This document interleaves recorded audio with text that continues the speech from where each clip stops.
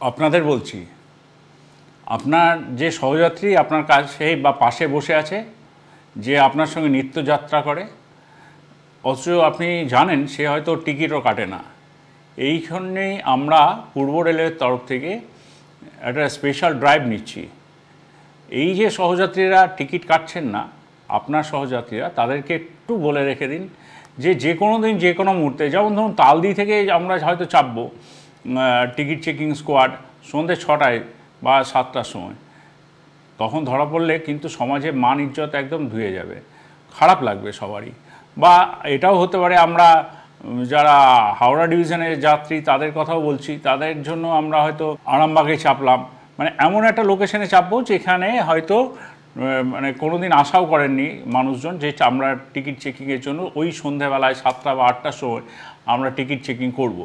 এটা উদ্দেশ্য কিছু নয় যে টিকিট চেকিং করে আমরা রেলওয়ে প্রচুর লাভ করবে, এটা নয়, কিন্তু যেটা উদ্দেশ্য সেটা হলো যে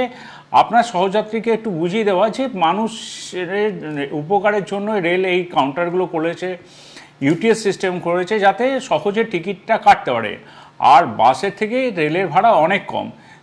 টিকিটটা যদি নিয়ে নেয় হাতে তাহলে তো অনেক সুবিধা, এই সামাজিক অসম্মানটা তো হয় না। যেমন আমরা এটাও ভেবেছি যে ঝাপটার ঢাল বা ওইদিকে কাটোয়া, এরকম ছোট ছোট লোকেশন ধরে আমরা চেপে যাব, চেপে গিয়ে বা ওইদিকে লালগোলায় চেপে যাব, বা ধরুন এখানে কুলটিতে চাপলাম, এরকম করে আমরা বিভিন্ন জায়গায় ছোট ছোট করে আমরা এবার টিকিট চেকিং শুরু করছি পূর্ব রেলের তরফ থেকে। শুধু আপনাদের কাছে এটা বিনীত অনুরোধ, আপনার সহযাত্রী যে টিকিট কাটছে না তাকে টিকিট কাটান, মাত্র 5 থেকে 10 টাকা মাত্র ভাড়া, যেখানে বাসে অন্তত 50 টাকা 70 টাকা 100 টাকাও বাস ভাড়া হয়ে যায় সেই সমদূরত্ব জার্নি করতে গেলে। আবারও বলছি, রেলের কোনো উদ্দেশ্য নেই যে টিকিট চেকিংয়ের থেকে আর্নিংস বাড়ানো, রেলের একটাই উদ্দেশ্য যে সব মানুষই টিকিট কেটে চলুন এবং রেলের সঙ্গে সহযোগিতা করুন। ধন্যবাদ।